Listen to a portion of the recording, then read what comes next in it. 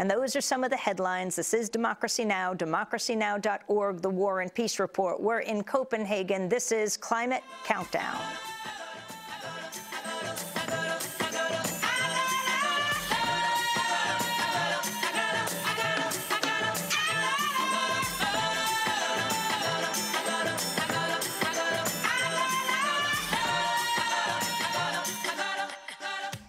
This is Climate Countdown. We're broadcasting live from Copenhagen in our exclusive two-week series on the climate talks. I'm Amy Goodman. On Saturday, over 100,000 people marched in Copenhagen, calling on world leaders to agree to a just climate policy.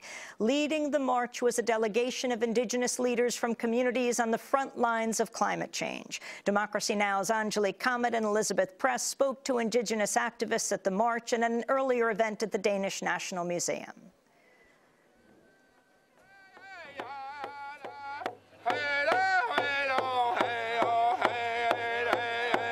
Well, I'm Fiu Elisara from Samoa, a small country in the Pacific.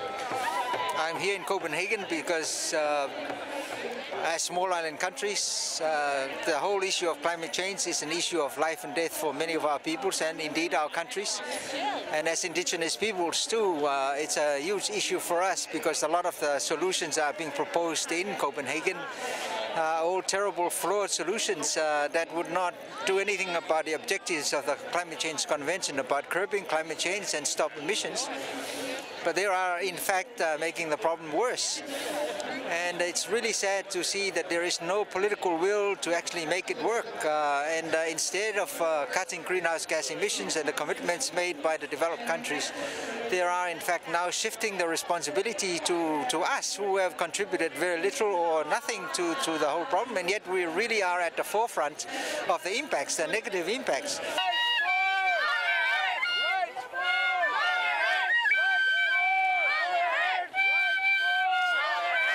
Aloha kako. My name is Malia Nobriga, and I'm from the island of Kauai in Hawaii, which is unfortunately an illegal part of the United States of America. For me back home on Kauai, my family, we're salt producers, and it's the last place in the islands of Hawaii that continue to make salt in this traditional way. And we're seeing the disappearance of our land, where we can produce salt. Leave the oil in the soil! Leave the oil in the soil! My name is Robbie Romero. I'm from the Apache and Pueblo territories of the southwest Turtle Island. And I'm here because I think it's vital that Indigenous people's voice is part of the global conversation, especially when it comes to climate change. I believe that everything new is hidden in the past and that Indigenous peoples are the first to be impacted. They live at the point of impact and are the first to experience the ruin and unnecessary desecration of land and life. And it's their wisdom, along with modern science. It's going to take both to lead us into a time of healing. And if the Indigenous voice is not included in the negotiations here at COP15, it'll be a major, major mistake. My name is Johnson Cerda. I am a Quechua Indian from the Ecuadorian Amazon, and I grew up in the rainforest. Now we are here because we understand that in the climate change negotiation, we need at least to put our voice first. Second, we want to insert some safeguards for indigenous peoples. And the third thing is that we need to also say here that we have knowledge and we can share our knowledge. My name is Sarimin Buanki, and I came from a small island in the Pacific region called New Caledonia. We are losing land. With losing land, we lose identity. We lose our sovereignty on food. We lose our culture. We lose our languages. So it is very important for us, for the future generation, that the world leaders listen to us, take into account our rights, and sign a good, long-term, binding agreement. Well, we're hearing that what will come out of Copenhagen is a 6 or 7 page political statement. I think at this point, for the Indigenous caucus, we want to at least have a few sentences within this whole document that will recognize and respect our Indigenous rights, because that will create the framework for any future negotiations. My name is Gunn-Britt Retter. I'm working for the Sami Council, Arctic and Environmental Unit. I am from a small town on the northeast coast of Norway called Onjark, or Nesseby, and I'm a coastal Sami. It's not only the climate change is a challenge to us, but also the national states' mitigation efforts. So we don't only see, as the Arctic Ocean opens up, we don't only see a race for the oil and gas resources, which also impacts our lands.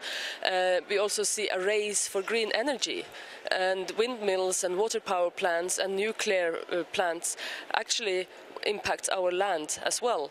So the mitigation measures are as big a challenge as the climate change in itself. Fight for justice! Fight for justice! Fight for justice!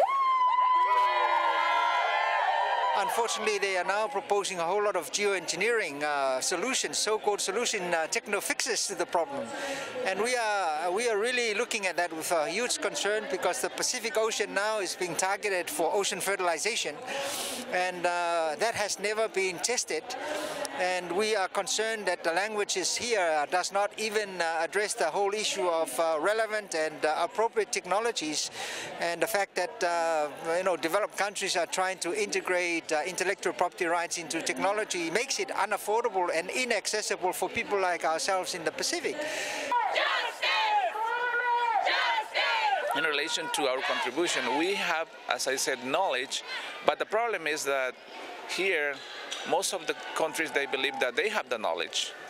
Also organizations, NGOs, they are saying that we want to go to train the communities to understand what is climate change. We feel the climate change, we know what's climate change. El pueblo unido jamás será vencido. El pueblo unido jamás será vencido. We are saying that climate is going to be the economic crisis. It's going to cause economic crisis. It's not only affecting our people, small island countries in the Pacific and indigenous peoples of the world, it's already knocking at the doors of the rich countries. And if they don't do anything about it, and if they don't heed the caution of the sciences, if they don't heed the spirit of Bali to do real solutions and to address climate change, unfortunately the whole world and Mother Earth is going to be the end. It'll be the end of all of us. I think that what we do now, or fail to, in this moment, will be humanity's defining legacy.